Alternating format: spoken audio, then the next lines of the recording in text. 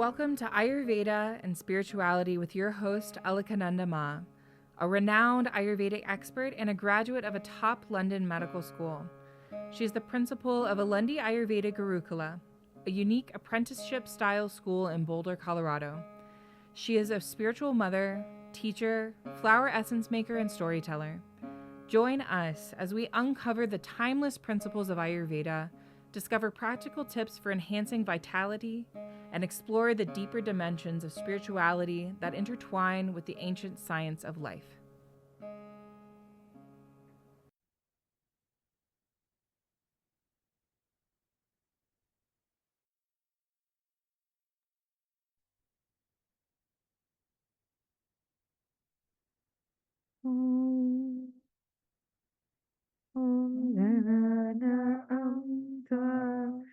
गणपतिगं हवामहे कविं कविनम् उपमश्रवस्तमं ज्येष्ठराजं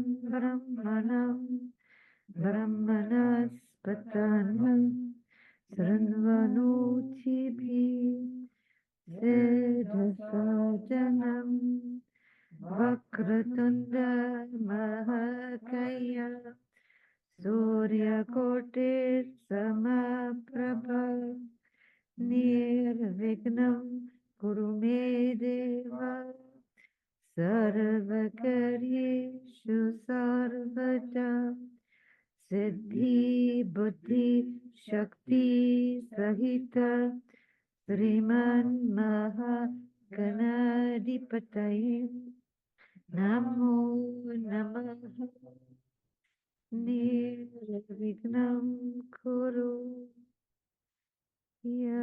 कुन्देन्दु तुषारहारधवल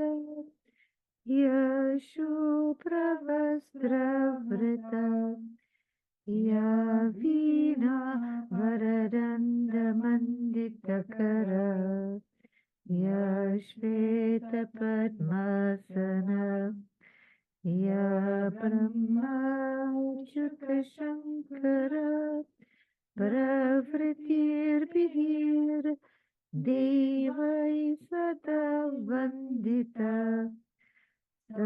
मां पातु Saraswati Bhagwati निःशेषजाड्यापः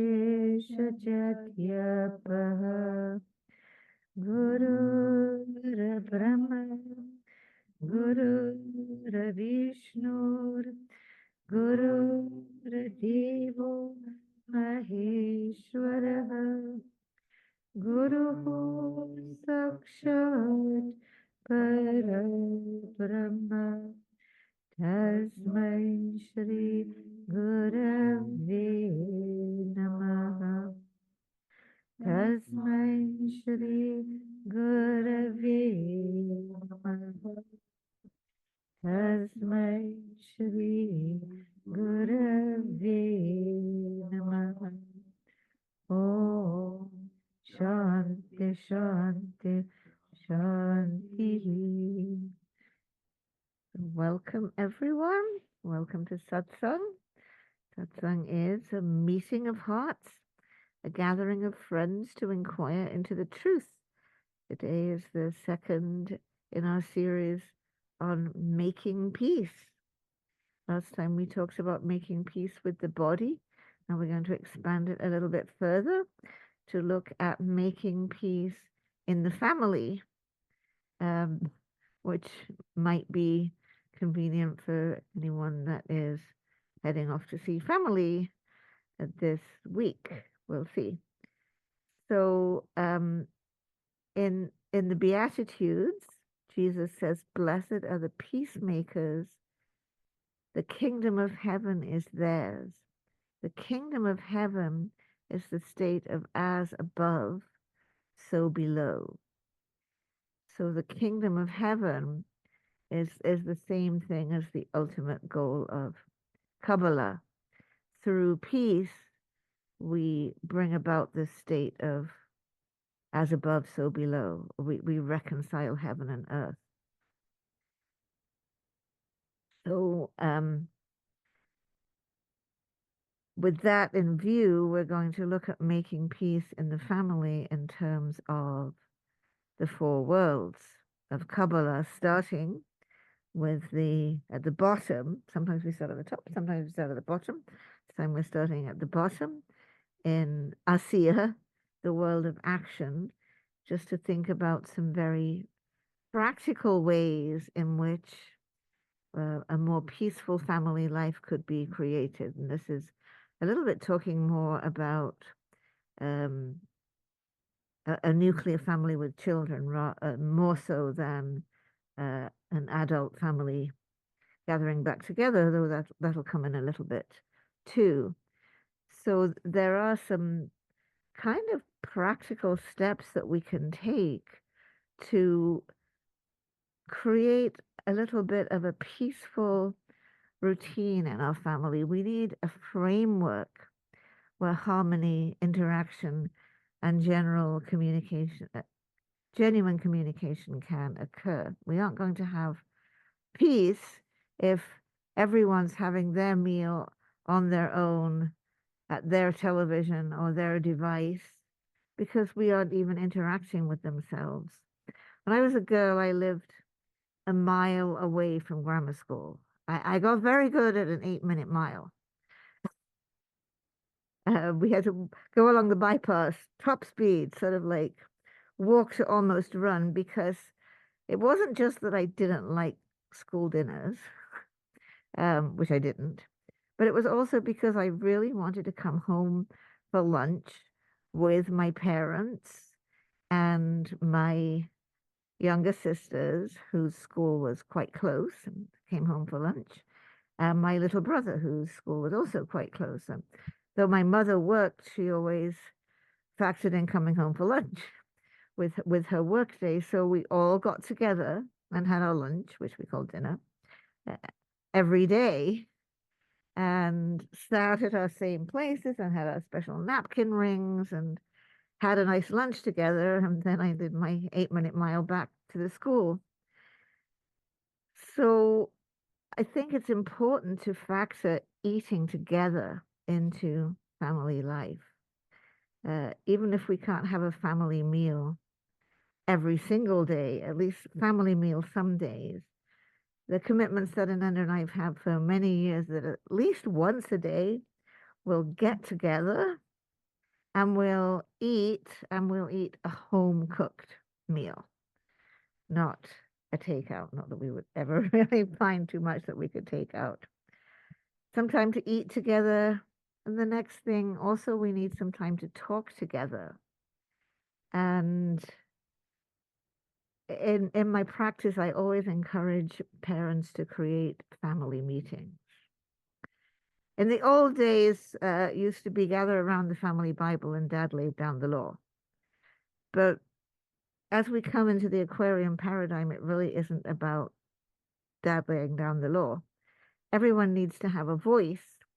So a family meeting, or same thing if you have roommates, a community meeting should at least happen once a week and is a time when we can talk about things like, say, what do we want to do for our summer holidays? Okay, maybe the 3-year-old wants to go to the moon for summer holidays, and really, maybe it's not really a practical idea, but we could let them express it and hear about all the ideas, and we could plan our holidays, we can plan our menus, we can plan who's going to do the cooking on which day, we can plan our chores, we can organize things quite nicely if we have a family meeting. We can also set up in the family meeting an opportunity to talk about feelings.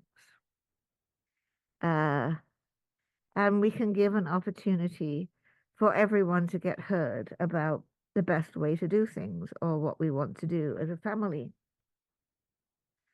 Another thing I remember that was very nice in my childhood was family prayers every morning. My parents had a big bed or at least to me as a child, it seemed like a very big bed with a gold satin bedspread. And all of us four came in and kneeled around the bed, kneeled around the gold satin bedspread, and everybody got to make up their own prayer. And it didn't take very long because people had to get ready for school and work and different things. But everybody, just 5 minutes, everybody made up their own prayer. And then the Lord's Prayer was said, and that was family prayers. And it was just a little moment of contemplative time in the morning. And I think it's really important to have something like that. A lot of Buddhist families like to have a 5 minute family meditation because 5 minutes is all the little ones can be expected to manage, and you even put the baby, sit the baby, and you ring the bell, and everybody has their cushion.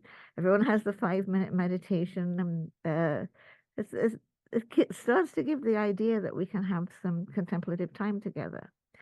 Maybe it's family rosary, which was always used to be a tradition in Catholic families. Maybe it's to do some brachas. Maybe it's to light the deeper and chant a couple of slokas, whatever it is in your tradition. It's wonderful to have some family prayers. And maybe there isn't a tradition in your family, or maybe you're like my friend's family, which is Buddhist on one side and Muslim on the other, and they're being exposed to both. There could be something, some coming together in the heart that we could have to start the day, to focus the mind in a positive direction, to pull the angel cards, to do something, to gather together in the morning. So gathering together to eat, gathering together to talk in the family meeting, gathering together for some kind of prayer or centering or contemplation, some kind of rhythm of the day. We also need some kind of rhythm of the week, like you've got the weekdays, you've got the weekend. In my family, my dad made it that Sunday was a family day, which meant you couldn't have friends over, which actually resulted in things like me climbing over the wall, jumping down on the chinchilla cages next door, so I could still play with my friend Jane, even if I wasn't supposed to. But I understood the idea that Sunday was a day for us to do something together, to have some nice outing as a family and spend family time. So some kind of rhythm of the week. And then, of course, there's a rhythm of the year where we have all the big holidays, all the big family gatherings. It was a long while before I realized, not having grown up in America, how important Thanksgiving is to American Jews. Because it's one of the only big holidays that is also for them. Christmas being a day off, the Jewish tradition, I understand it's supposed to be a movie and a Chinese meal because the Chinese places are open. But Thanksgiving is a holiday that everyone feels they can share in, although, of course, nowadays we're starting to see Thanksgiving in a very different light. Some people think of it more as Genocide Day than Thanksgiving. Anyway, we have these times that we gather, usually big family gatherings. They're not necessarily times when we can really communicate, because what I've seen since I've these many decades been in America is there's a television on, and there's a game that's being watched, and so there are distractions from any kind of deep communication. But trying to have sometimes, perhaps when the family can come together and be together and communicate. It's been difficult of late with Trump and people that are pro and anti vaccines and people that don't believe that COVID's real, and a lot of big controversies. What I have worked with my patience, and we'll come back to this further on, is love is more important than views. I I started to use a very English phrase and not at all NBC. We'll have to agree to differ. It closes a conversation that there's no point in having, and it lets us know that we still love each other. We'll come back to views further on. That's the first world, the world of action. Having some kind of framework, some kind of rhythm, some kind of skeleton, making peace with the wheel of time by having some kind of rhythm within our home, some kind of order and structure. Now, the big important one for making peace in our family, of course, is the second world, Yetzira, the emotional world, because that's usually where the conflicts happen. Oftentimes, what can be going on is we expect family to be a certain way, and it isn't really. I found this out in traveling and teaching, doing clinic in different states and different places, that especially when I would go to the Midwest and the people from the farming families, I would say, how was your childhood? And they would say, it was great, or even, it was perfect. And it wasn't. And after you probe into it further is when you find out, as you have probably already picked up, that dad was alcoholic and mom was an enabler. And kids didn't want to bring friends home because it was so shameful when they didn't know if dad was going to be drunk. But it's presented with this high gloss, this airbrushed family, all smiling. And it's worse now, much worse now with social media, right? We always have to have these pictures of everyone smiling and looking so wonderful and wearing the right clothes and having the right faces and looking so together. And it has to look so perfect. But remember what we said last time, conflict is not apart from peace. Conflict is a part of peace. I know a lot of people think Sadananda and I are a wonderful, loving couple, which we are, and it's been a long time. And the days of the big quarrels have been pretty much long gone, touch wood. But we had them. Yes, we had them. Because conflict is not apart from peace. Conflict is a part of peace. We've gone down every alley you could possibly go down enough times that when it starts, we're like, we don't need to do that one. we don't need to have that one anymore. There was no point in going through it. Relationships don't have to endlessly consist of conflict. That means fighting fair. That means never saying I hate you or I'm leaving or calling the basic ground of the relationship into question or insulting the other person or hurling you statements at them. That's fighting mean. And the mean fights could go on for the whole of your life. Fighting fair without name calling, without calling the basic ground, the basic container of the relationship into question, can be a part of the process of getting to where life doesn't consist of as much arguments and conflict.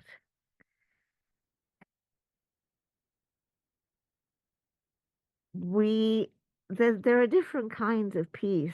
I remember when I was doing interviews about people who had lived through World War II, my German friend said, but the war didn't end. She said it was an armistice, which means literally laying down arms. And she said an armistice isn't peace.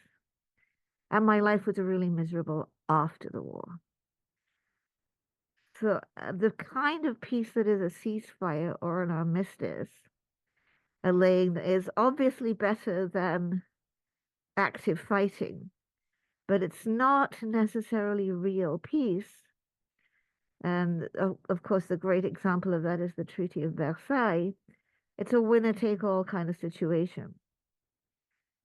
So it ends up as a might is right kind of situation. So we want to have a real peace, a peace that comes from resolving conflict, not a ceasefire peace where the loudest voice and the biggest fist has won. And that also obviously does get into the male female thing, because oftentimes, though not always, the man's voice inevitably is louder and his fist inevitably is bigger. This is not always the case. I heard that my great grandmother used to throw pots and pans. She was 4'10". I don't think she could have physically harmed anyone other than with the pots and pans. But she apparently, I was told, I have not seen it with my own eyes, that she used to throw them when she was a younger woman. So it's not always the case, but it's often the case that a ceasefire between a male female couple could end up that he won because he's bigger and louder, and she shuts up and agrees to be she isn't the one. She shuts up for a while. She keeps the lid on for a while. PMS time comes along, the lid blows off. It's absolutely impossible, and everything starts up again. And I just remember going through this so much of feeling that I was to blame because I wasn't sweet enough. I wasn't gentle enough. I should try harder. And the harder you try, the worse it is.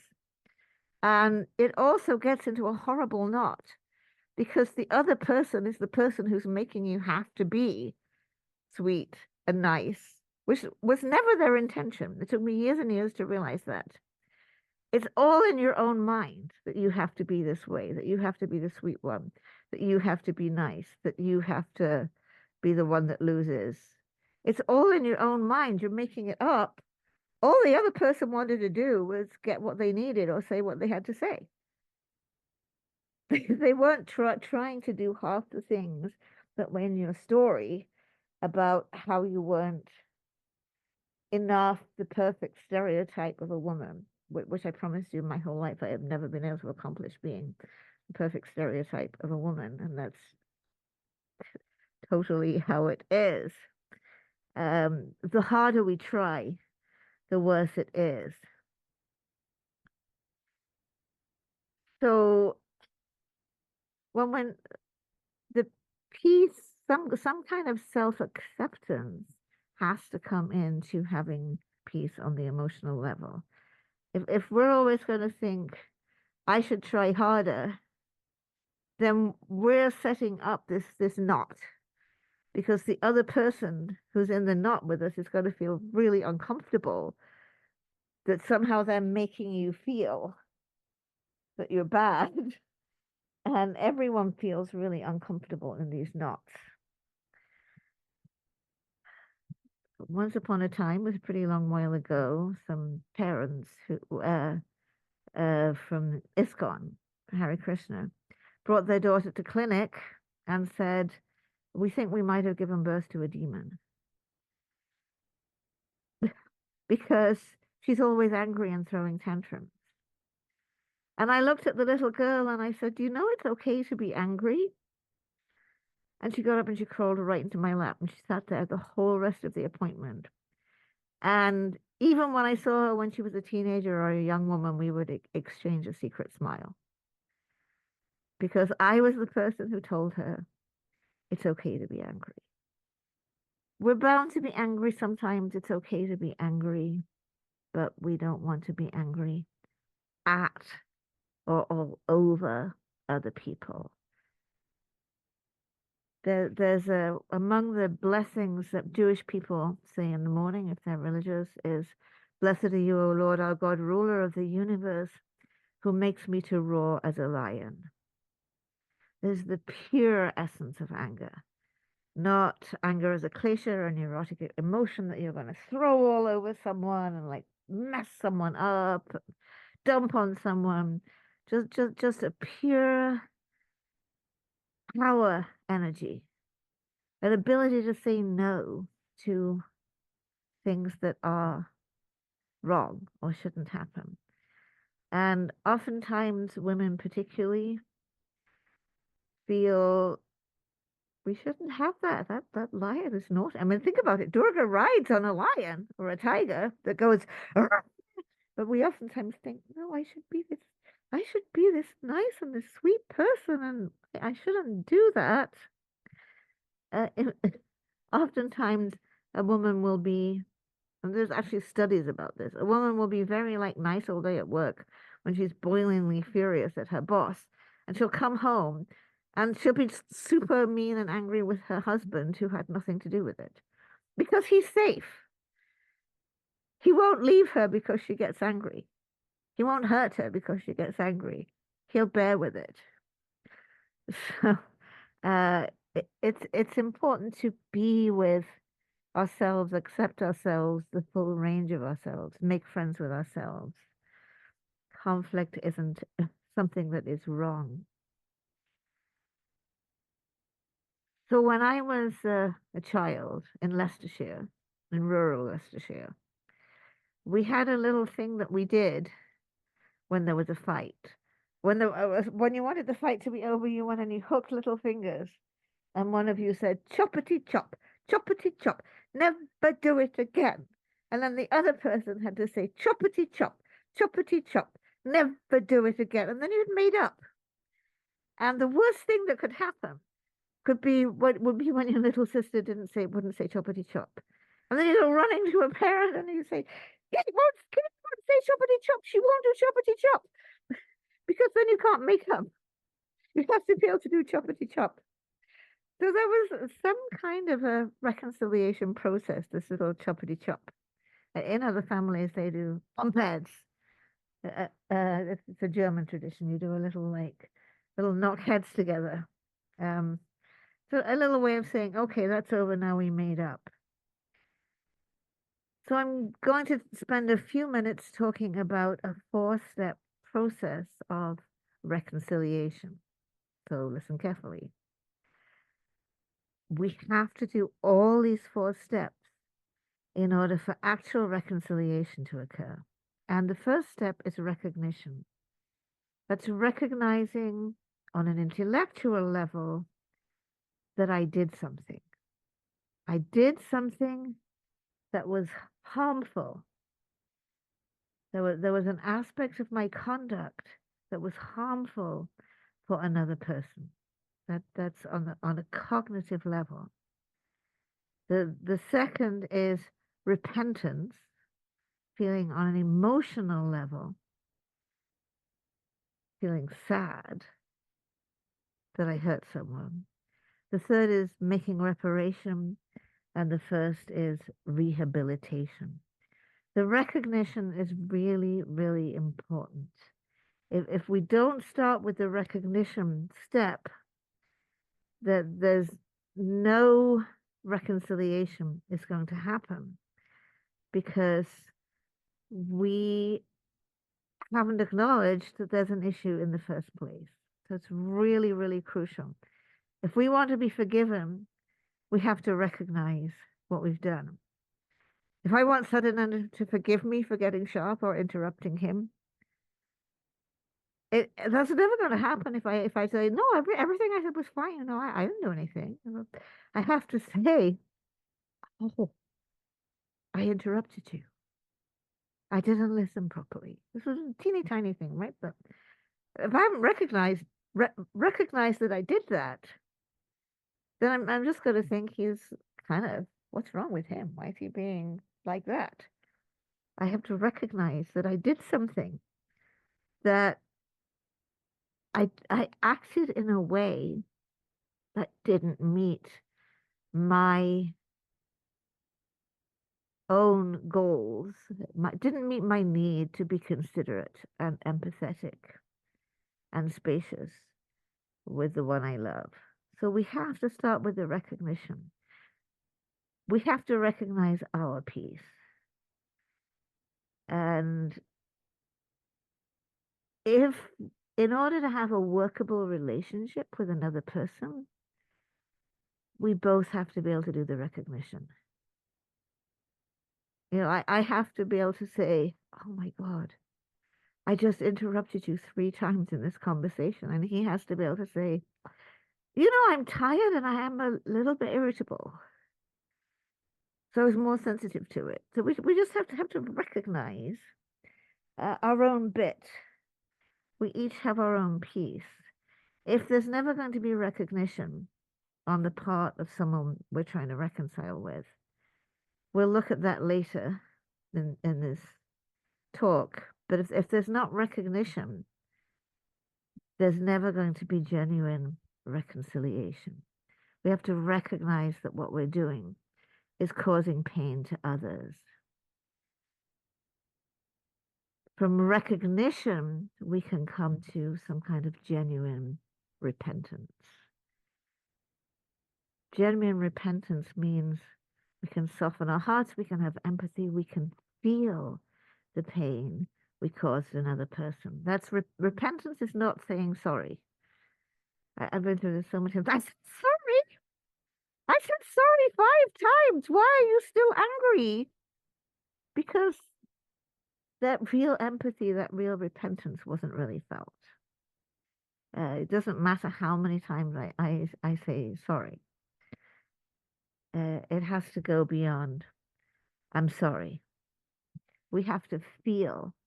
We have to be able to feel the pain our actions cause to others and feel the sorrow that we caused that pain. Not, oh, I'm sorry because I just failed my own image of being Miss Perfect, but I'm really sorry that I hurt you. Once we have the recognition and the repentance, we do some kind of reparation.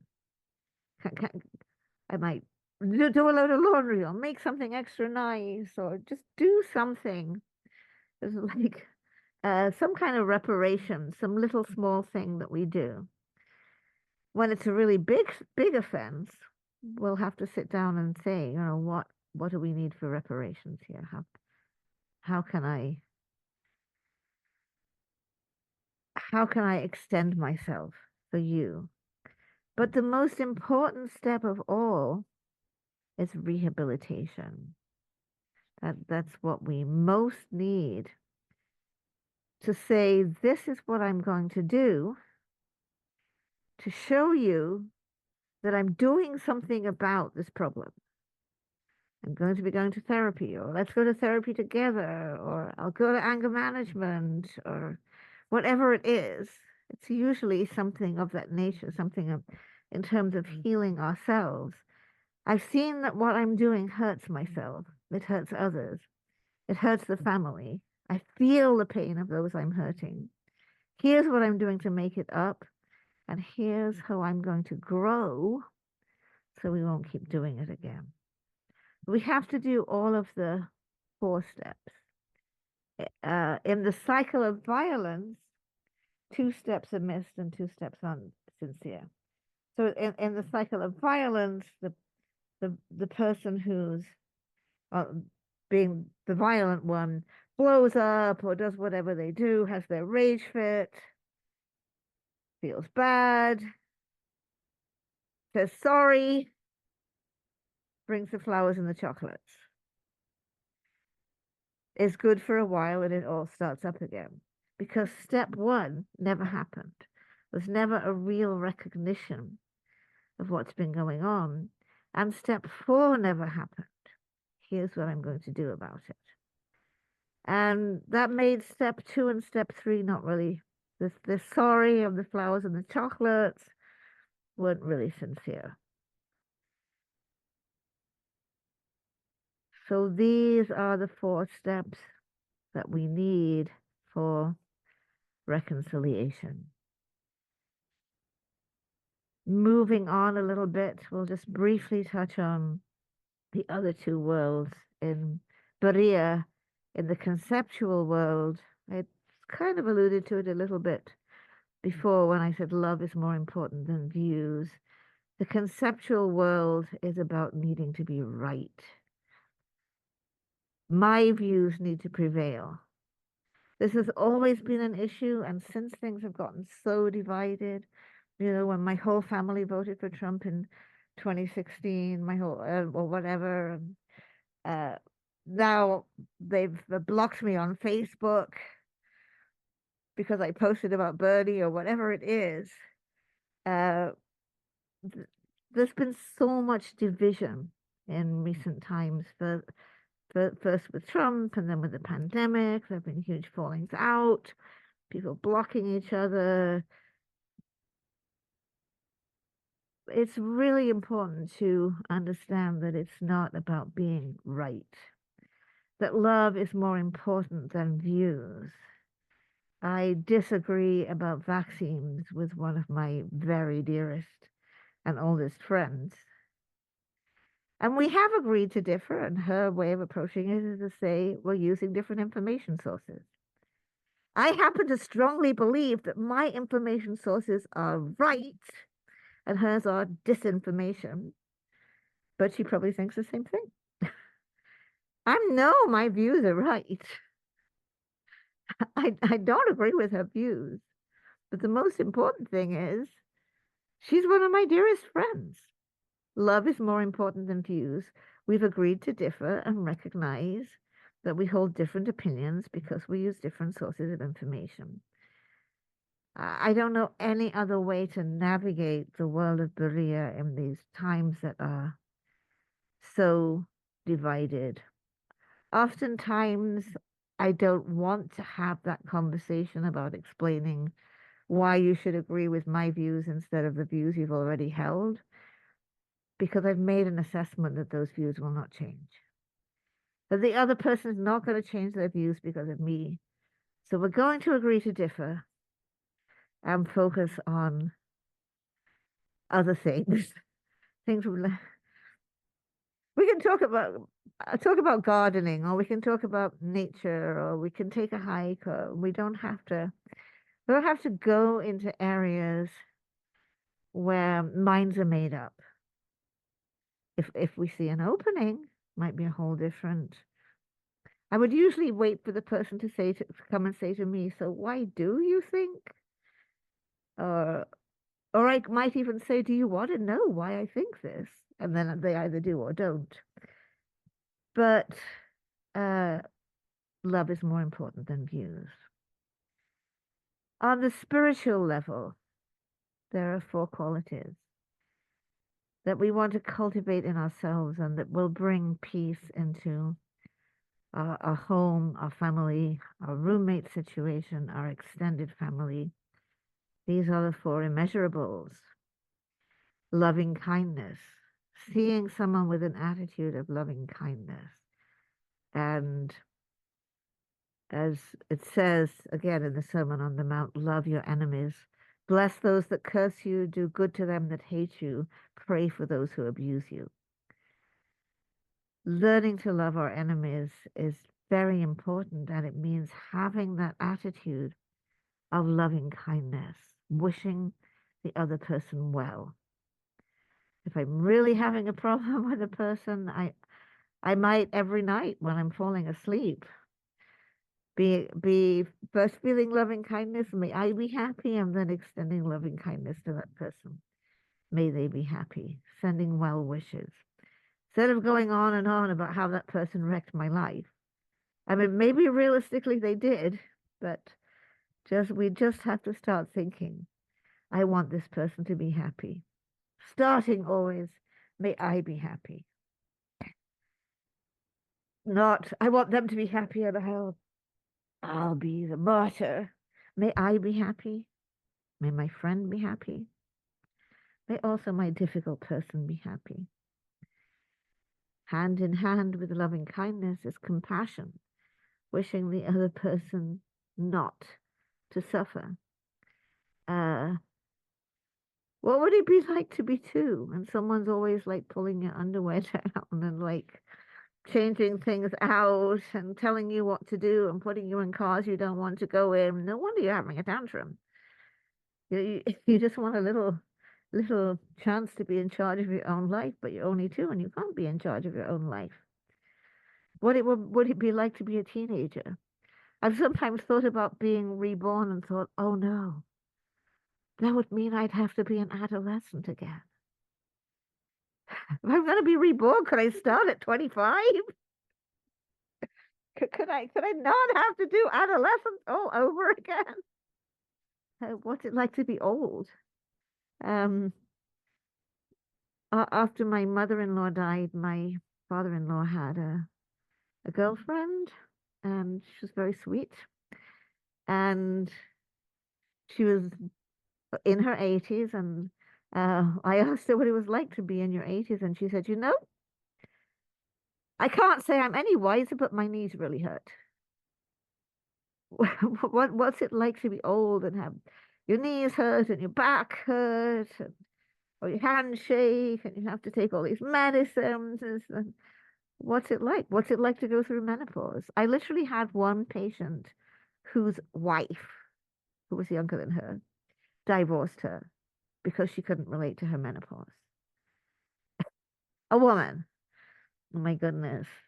So compassion, thinking about what the other person's going through, thinking about what are the drivers of the behaviors that are so upsetting for you, and remembering to wish, may I be free from suffering. May this person be free from suffering. May everyone be free from suffering. The third one can often be the hardest. It's mudita, sympathetic joy. Feeling happy when good things happen to other people.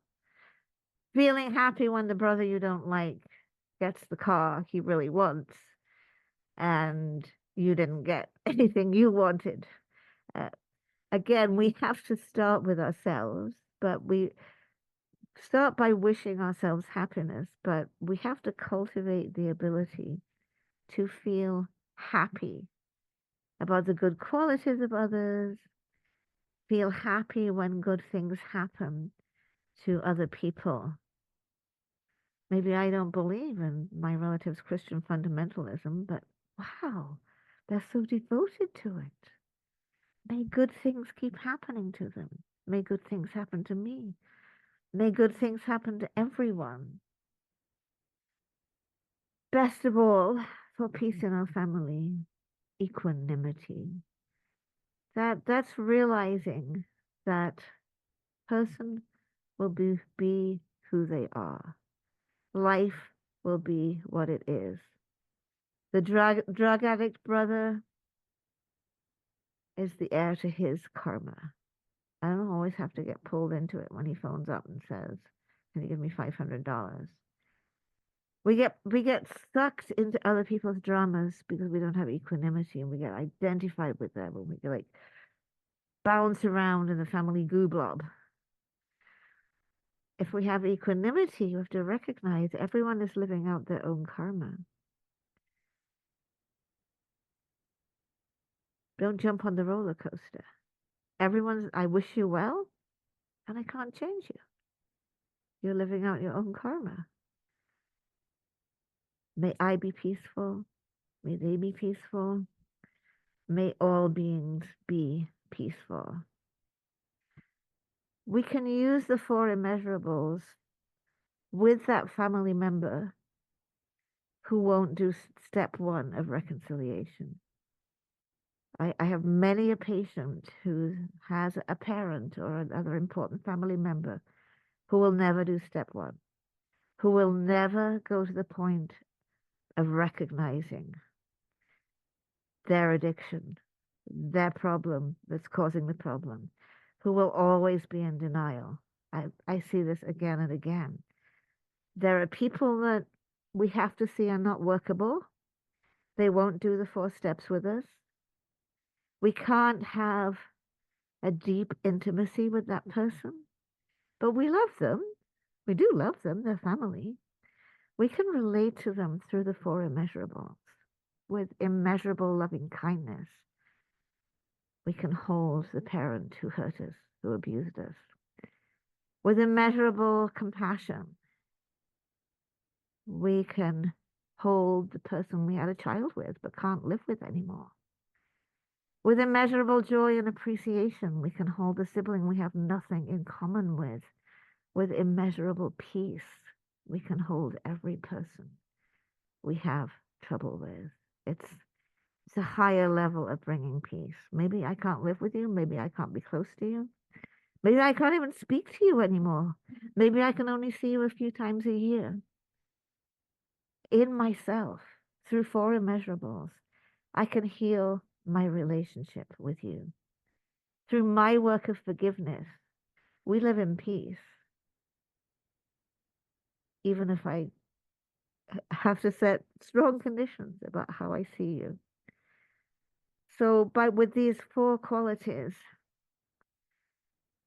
we can be in this state where there's all these people we just can't have a connection with. But through immeasurable love and compassion, joy, and peace, we can feel connection, even with people that are not workable. And someone keeps growing even after they die. I never had that great a relationship with my grandmother Nanny after she came to live with us. She ran my father down every day. I'd come home from school, she'd serve me tea, and she'd spend 20 minutes running my dad down. I hated it. I asked my dad, he said, water off a duck's back, just drink your tea. Let her say her thing, so don't worry. But after my grandmother died, she came to me in such beautiful dreams. After my grandmother, who refused to even have any kind of religious funeral, died, she came to me in a dream and she said, now I'm devoted to Hanuman and I'm going to dwell in India. People keep growing even after they die. And through the four immeasurables, we can maintain our connection even with the people we can't reconcile with.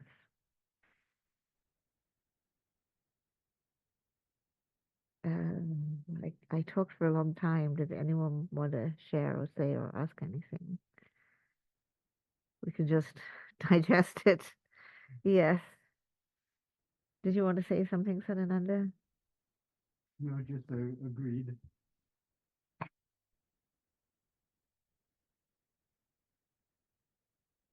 Yes. I disagree. How should you disagree? All right. I just want to close this recording.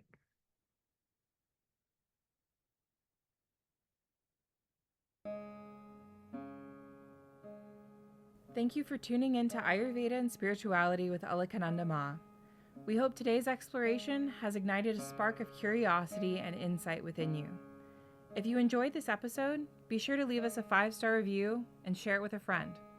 For more enlightening discussions and practical wisdom on Ayurveda and spirituality, subscribe and join our Facebook group, Alundi Ayurveda. To allow us to continue sharing valuable content, consider donating to Alundi Ashram. The links will be in the show notes.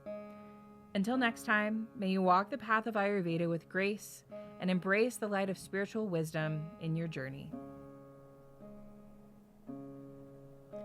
Trayambakam yajamahe sugandhim pushtiva